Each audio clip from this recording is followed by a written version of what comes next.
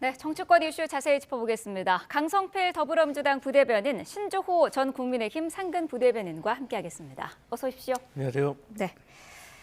자, 통일교로부터 금품을 받았다는 의혹을 받고 있죠. 전재수 의원이 잠시 뒤 10시부터 경찰 조사를 받습니다. 의혹이 제기된 이후에 상당히 빠르게 조사가 진행이 되고 있는 것 같은데 아무래도 공소시효 문제 때문이겠죠? 네, 맞습니다. 지금 사건이 2018년도부터 2021년도쯤에 이제 발생한 사건이라고 지금 특정을 하고 있기 때문에 네. 만약에 이제 2018년에 일어났고 이게 만약에 이제 정치 자금과 관련된 사건이라고 이제 강하게 이제 증명이 된다고 하면 이게 공소시효가 7년이거든요. 네. 그러면 2018년에서 7년을 더하면 아무래도 2025년 올해 그리고 또 올해가 또 얼마 남지 않았기 때문에 이 공소시효가 지금 도구할 수 있는 그런 문제가 있다는 겁니다. 네. 그런데 저는 개인적으로 이제 이러한 내용들이 전재수 의원에게 조금 나쁘지 않은 상황이다라고 해석할 수 있는 것이 지금 불법적인 정치자금 문제냐 아니면 뇌물죄 문제냐 이게 네. 중요한 건데 사실 정치자금보다 뇌물죄가 훨씬 중한 범죄잖아요. 네. 근데 이제 뇌물죄가 성립이 된다고 하면 공소시효도 10년 이상으로 늘어나거든요. 네. 그런데 지금 공소시효 도과를 지금 염두에 두고 있다고 하면 아무래도 뇌물죄보다는 이 정치자금 쪽으로 경찰의 수사가 초점을 맞춰주고 있는 것이 아닌가라고 생각을 하고 네. 어쨌든 간 중요한 것은 이 합법적으로 돈을 받은 게 중요한 게 아닙니다. 그러니까 불법적으로 받은 내용이 있는지 없는지 사실 이게 중요한 것이기 때문에 네. 오늘 조사에서 전재수 의원이 해명을 잘 하길 바랍니다. 전재수 의원이 SNS에 다시 입장을 올렸더라고요. 한일 해저 터널을 본인은 강력하게 반대를 해왔다면서 그 정도 금품으로 부산의 미래를 팔아먹었겠냐 이렇게 언급을 했던데요. 어떻게 보셨을까요? 개인적으로 좀 전재수 전 장관이 너무 말이 길입니다. 아하. 이렇게 말이 길다 보면 결국에 본인이 무언가 캥기는 게 있는 것 아니냐라는 의구심을 자아낼 수가 있죠. 한일 해저 터널과 관련해서 전재수 전 장관이 2018년도에 오거돈 당시 부산시장의 선대위원장이었습니다. 그리고 통일교 측에서도 한일 해저 터널이 본인들의 수건 사업이기 때문에 부산시장에게 접근할 필요가 있었겠죠. 게다가 전재수 의원, 당시 의원은 여당의 의원이었습니다. 문재인 정부 체제였습니다. 그 누구보다도 힘이 강할 수 있고 그런 상황에서 통일교가 접근을 했을 가능성이 농후하다라고 보는 것이 합리적이겠죠. 네. 게다가 2018년 5월에 통일교 행사에 전재수 전 장관이 참석을 합니다. 네. 당시 통일교 내부의 보고서에 따르면 전재수 의원이 통일교의 사업과 관련해서 협조하기로 했다라는 그 내부 보고서가 지금 드러난 상황입니다.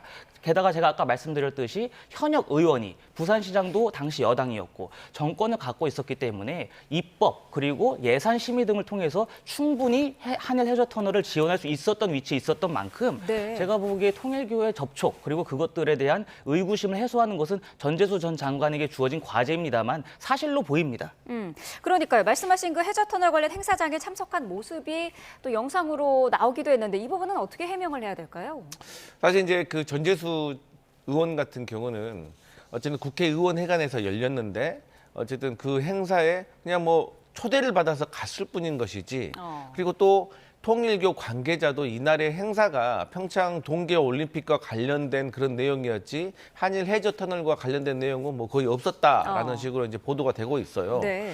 근데 중요한 건 뭐냐면 이제 한일 해저터널이 이 당시 그러니까 2021년 4월에 부산시장 보궐선거가 열렸는데 그때 김종인 당시 국민의힘 뭐 대표격인 김종인 비상대책위원장이 저는 이것을 공개적으로 제안을 한 걸로 알고 있어요. 네. 그래서 국민의힘 쪽에서는 이 한일 해저 터널을 건설해야 된다. 이것을 친일 문제, 뭐 한일 문제 이런 감정적으로 보지 말자라는 식으로 제안을 했던 것이고 당시에도 전재수 의원 말고도 저희 민주당은 전체적으로 이게 일본에게만 도움이 되는 것이지 우리 한국에는 전혀 도움이 되지 않는다라고 해서 그때도 반대했고 지금까지도 반대를 하고 있는 입장이고 전재수 의원 역시 지금도 반대를 하고 있고 공식적인 발언도 지금까지 단 한 번도 찬성을 한 적이 없어요. 네. 그렇기 때문에 이 뇌물죄 성립이 어려운 것도 이 직무 관련성이 있어야 되는데 이 직무라는 것이 한일 해저터널과 관련해서 찬성을 해서 도와줬다라는 것이 연결이 돼야 되는데 이게 어려우니까 지금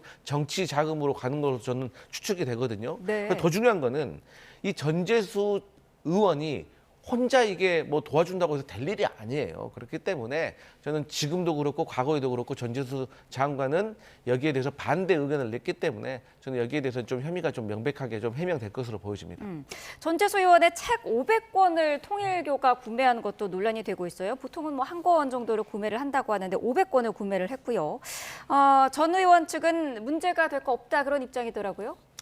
일단 그 전재수 의원 말처럼 네. 이게 적법한 절차에 의해서 뭐 영수증 처리까지 된 그런 어떤 책 구매라고 하면 뭐가 문제가 되겠습니까? 근데 제가 이제 정치권에 오래 있어 보니까 네. 사실 이제 경찰이 이 중점적으로 봐야 되는 게 좋습니다. 그러면 이 절차적으로 세금 계산서까지 끄는 거는 괜찮지만 문제는 그러면 실물 500건이 진짜로 갔냐 안 갔냐. 사실 네. 이게 중요한 거거든요. 어. 그러니까 이 정치권에서 사실 이런 일이 좀 비일비재합니다. 그래서 사실 되게 신중하고 조심성 많은 이 국회의원들은 출판 기념회를 하면 꼭 책을 가져가게 합니다. 그렇기 네. 때문에 이 500건이 정말로 전재수 의원 측에서 통일까지 갔는지 이것도 사실 좀 중요하게 봐야 될 문제고 저는 이게 만약 해명된다면 이 혐의는 거의 벗어난 걸로 보여진다라고 보여집니다. 500권이 전달이 됐으면 문제가 없다라는 입장이셨거든요. 어떤 생각이실까요? 이 책을 구매한 장본인이 통일교회 산하재단이라고 합니다. 이 통일교회 산하재단이 그동안에 책을 구매했던 행태를 보면 한 권 내지는 소량으로 구매를 했었는데 네. 500권을 구매했다. 이거 너무나도 비현실적이지 않습니까? 책을 500권을 구매한다는 건 저는 사실 본 적이 없습니다. 자기가 구매해서 주변에 홍보 차원에서 전달하거나 그런 것이 아닌 이상 특정한 사람의 책을 500권 구매했다. 이것은 사실상 합법을 가장한 편법이 작용을 했다. 네. 그러니까 정치 자금을 우회적으로 지원하기 위한 그런 수법이 이번에 드러난 것이 아니냐라는 생각을 하고요. 이것이 500건이고 한 건당 2만 원이라고 합니다. 그럼 1,000만 원의 정치 자금이 이렇게 우회적으로 전재수 전 장관에게 들어간 것인데 이러한 것들을 과연 국민들께서 어떻게 바라보실지 민주당과 전재수 전 장관은 명백하게 해명을 좀 해야 될 필요성이 있습니다. 근데 네. 추가적으로 저는 이 통일교가 책 구매한 그 정치인이 과연 전재수 의원 한 명일까? 저는 여기에 대해서도 이제 앞으로도 밝혀질 거라고 생각하지만 네. 어쨌든 제가 솔직히 말씀드린 게 어쨌든 중요한 것은 책이 갔냐 안 갔냐 이게 중요한 겁니다. 네, 이 통일교회 의혹에 대해서 특검이 필요하다 이런 목소리가 야권을 중심으로 본격화되고 있는데 국민의힘과 개혁신당의 원내대표가 어제 만났더라고요. 뭐 특검의 추천권에 대해서는 어느 정도 뜻이 좁혀졌다 이런 보도도 나오던데요. 어떤 상황인가요? 지금 가장 중요한 것이 이 수사 자체도 지연이 됐습니다. 지연이 된 상황이고 경우에 따라서는 공소시효가 임박했거나 혹은 네. 경과했을 수도 있습니다.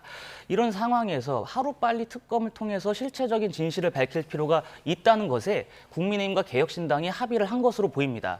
게다가 지금 굉장히 그 현안에 대해서 논의가 오갔던 네. 특검 추천권, 저는 이것은 별로 중요한 본질은 아니라고 생각합니다. 그래서 제가 보기에 이번 주나 다음 주 초 정도로 해가지고 특검 네. 추천권이 있어서 법조계와 그리고 개혁신당도 본인들이 추천권을 갖겠다라는 거 아니겠습니까? 네. 개혁신당도 이 특검의 추천권을 가짐으로써 그 개혁신당과 국민의힘 간의 합의문이 도출이 될 것이라고 보고 그것을 빨리 통과시킬 필요가 있다고 생각합니다.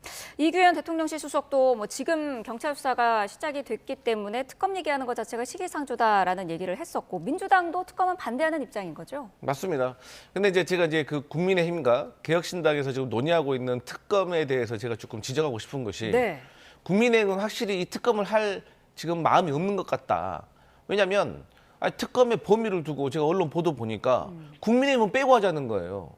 왜 이 통일교와 관련해 가지고 국민의힘은 빼는 거죠? 자유롭습니까? 최초에 나왔던 정치인 명단 5명에 민주당 3명, 국민의힘도 2명, 그중에 한 명 나경원 의원과 김규환 의원이 있었어요. 지금 뭐 전재수, 정동영, 뭐 임종성 이렇게 민주당 의원도 있지만 국민의힘도 지금 이렇게 현역 의원이 있는데 어떻게 해서 국민의힘을 빼고 하자는 거죠? 이렇기 때문에 개혁신당이 국민의힘하고 특검을 논의하는 과정에서 제소 잘 되겠습니까? 그렇기 때문에 이게 특검이라는 것이 추천이라든지 범위라든지 이것 때문에 이 기간이 길어지고 협상이 잘 안 돼요. 그러니까 그 사이에 경찰 수사는 또 진행이 될 것이고 네. 그렇기 때문에 경찰 수사 결과를 보고하자는 것이 저희 민주당의 의견이다. 그리고 요즘 여의도 정가에 어떤 말이 있냐면 지금 전수조사를 해봐야 된다. 네. 어떤 전수조사? 천정군 갔냐 안 갔냐. 그런데 우스갯소리로 천정군 간 사람과 안 가는 사람을 이렇게 구분을 하잖아요. 그럼 거기가 국회의사당이라고 하는 말이 있어요. 그럴 정도로 이 통일교의 로비가 전방적으로 이루어졌다고 하기 때문에 절대로 국민의힘을 뺀 상태에서 특검을 하자는 것은 말도 안 된다 그렇게 보여집니다. 어떤 입장이실까요? 국민의힘 넣어야 된다는 입장이신가요? 이미 국민의힘을 상대로는 김건희 특검 차원에서 거의 탈탈 털듯이 한 상황입니다. 게다가 지금 그 특검이라고 하는 것이 현 정권, 권력을 쥔 사람들을 수사하기가 힘들 적에 출범하는 거 아니겠습니까? 국민의힘을 상대로 한 뭐 통일교에서 연관성이 나온다면 그건 그때 가서 경찰이 수사하면 될 문제입니다. 하지만 지금 중요한 것이 전재수 전 장관 그리고 정동영 통일부 장관 이 정권과 내각의 수뇌부들이 연루가 되어 있기 때문에 네. 현 상황에서 과연 경찰이라든지 검찰이라든지 이게 공정하고 합리적으로 수사를 할 수 있겠느냐라는 의구심, 공정성이 제기가 되는 것이죠. 국민의힘을 상대로는 이미 통일교 관련해 가지고 민중기 특검 차원에서 너무나도 탈탈 털었기 때문에 굳이 또 특검을 할 필요는 없다라는 생각이죠. 네, 알겠습니다. 자, 다음 이슈로 넘어가 보죠. 이재명 대통령이 연일 생중계 업무 보고를 진행하고 있고요. 매번 그 발언들이 뉴스가 되고 있죠. 자, 여기에 대해서 강유정 대변인이 대통령이 국민의 감시를 받겠다는 거다. 대통령 입장에서는 모험을 하는 거다. 이런 언급을 했는데 국민의힘 입장을 들어보고 싶거든요. 어떻게 들으셨나요? 뭐 대통령께서 애초에 의도했던 것과 목적은 무엇인지 알겠습니다만은 이러한 업무 보고를 계속할 것이면은 안 하는 것이 낫다라고 생각합니다. 좀 업무 보고를 통해서 정말 현안에 대해서 대통령이 어떠한 생각을 갖고 있는지 그리고 이 업무 보고를 통해서 우리 민생에는 어떠한 결과를 초래할지 이것들에 국민들이 관심을 갖지 않고 있거든요. 좀 업무 보고를 통해서 남은 것이 무엇입니까? 결국에 대통령이 직접 입을 통해서 나온 해외 외화, 밀반출 수법, 그리고 환단고기, 그리고 대통령께서 계속 말씀하시는 무례함과 무지함만 드러났습니다. 이러한 업무 보고가 계속된다면 대통령실이 본인들이 스스로가 무지하고 무능하다라는 것을 자백하는 꼴밖에 안 된다. 그리고 이러한 상황에서 과연 국민들께서 대통령과 정부가 행하는 정책들에 있어서 얼마나 신뢰도를 가질지 그러한 것들을 좀 심사숙고할 필요가 있다고 생각합니다. 네, 대통령의 무례함이라는 표현을 쓰셨는데 무례함과 무지함만 드러났다라고 언급을 하셨거든요. 어떤 입장이실까요? 국민의힘에서는 그렇게 느낄 수도 있을 것 같아요. 근데 이제 저도 최대한 객관적으로 바라보려고 하는데 이제 기관장들이 보통 업무 보고를 할 때는 뒤에 스태프들이 있습니다. 그래서 질문 딱 받으면 뒤에서 쪽지가 와서 네. 질문 나름대로 잘 대답을 합니다. 그런데 대통령이 업무 보고에서는 그럴 수가 없어요. 그러다 보니까 업무에 대해서 잘 모르면은 이 말문이 막히는 거죠.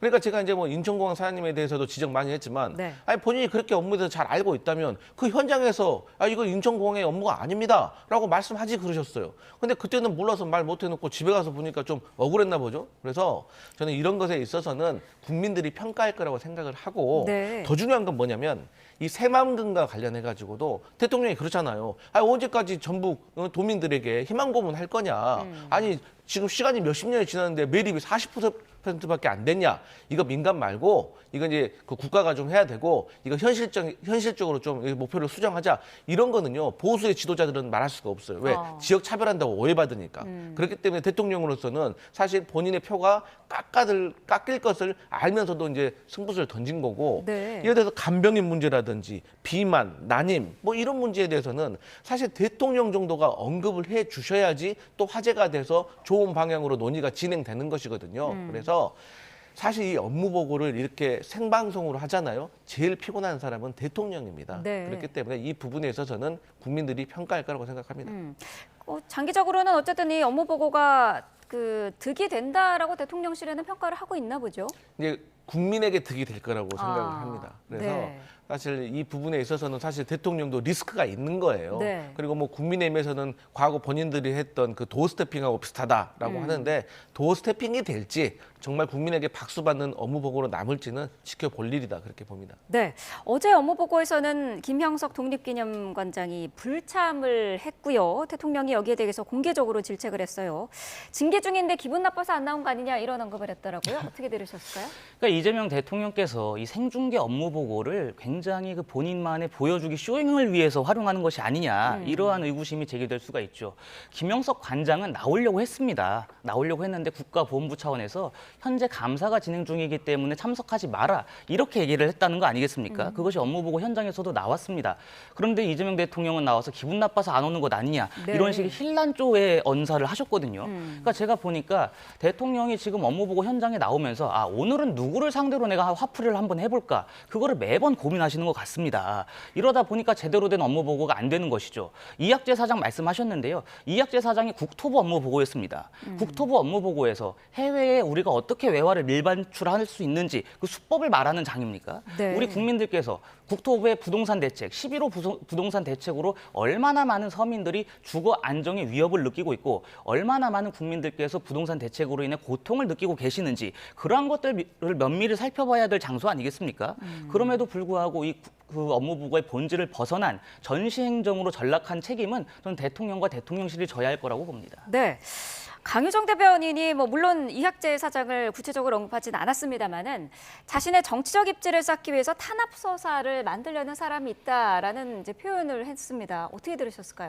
그러니까 이제 그 이학재 사장께서 이제 SNS에 올리고 네. 또 SNS에서 대통령의 어떤 반응에 대해서 또 반박을 하는 이런 모습들이 이어지고 있다는 거는 처음에는 업무보고 자리에서 좀 당황해서 좀 망신을 당한 것 같았지만 이것도 가만히 생각해 보니까 본인이 계속해서 언론에 오르고 내리고 하다 보니까 이게 나의 정치적인 서사가 만들어질 수도 있겠는데 뭐 일종의 과거의 방송통신위원장 그 이진숙 사태가 지금 생각나는 것 같다라고 그렇게 생각하시는 것 같아요. 네. 그런데 이제 뭐 본인의 어떤 정치적인 입지가 이걸로 인해서 저는 더 강화될 거라고 생각은 하지 않고 또 이제 뭐 국민의힘에서는 뭐 외화를 밀반출하는 방법만 더 알려진 것 같다라고 하는데 그거는 아직도 이 공항공사의 어떤 그 장비에 대해서 잘 모르는 것 같다. T1과 T2에 3D 엑스레이가 설치가 돼가지고요. 이제는 그냥 지나가면 다 걸립니다. 그래서 그거 단속한다고 해서 공항이 밀리는 일도 없습니다. 그러니까 아직도 이 공항이 어느 정도의 수준에 있는지 업무에 대해서 잘 파악을 못한 것 같다. 그래서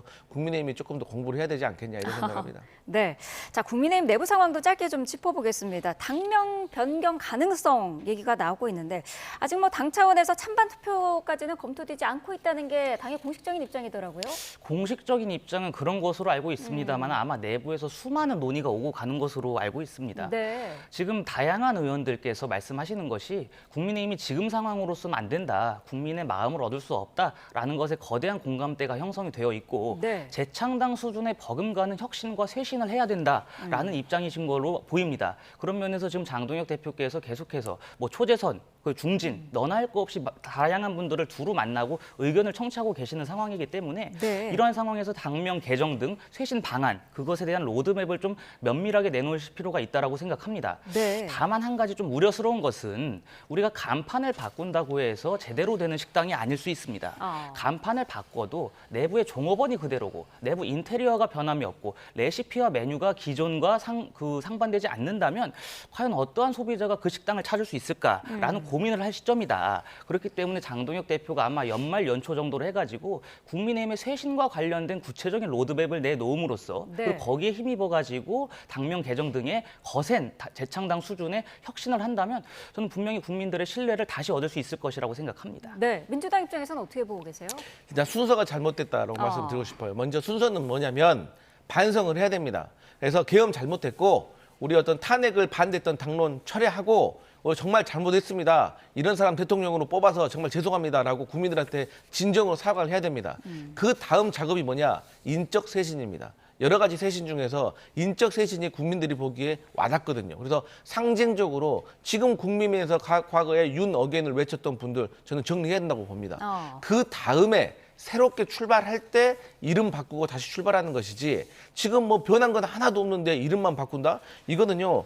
사람이 이름을 바꿔도요. 앞에 주민등록번호가 241203이라는 게 남아있는 겁니다. 그게 불법 비상계엄 날이잖아요. 네. 그래서 저는 국민의힘에서 진짜로 이 변하는 모습을 보이는 것은 빨리 제가 앞서 말씀드렸던 것처럼 계엄에 대해서 사과하고 탄핵에 대해서 반대했던 것을 철회하고 진정한 사과를 하는 것에서부터 시작되어야지 이름은 그 후에 바꿔도 된다 이런 말씀드립니다. 네, 김종혁 전 최고위원 징계한 이후에 이제 친한계의 당내 반발이 나오고 있는 그런 상황인데 여기 대해서 장해찬 여의도연구원 부원장이 한 전 대표가 없어도 국민의힘의 외연 확장에는 문제가 없다라고 하면서 장동혁 대표가 연초에 깜짝 인사를 만날 수도 있다라고 언급을 했더라고요. 이 깜짝 인사 누구일까요?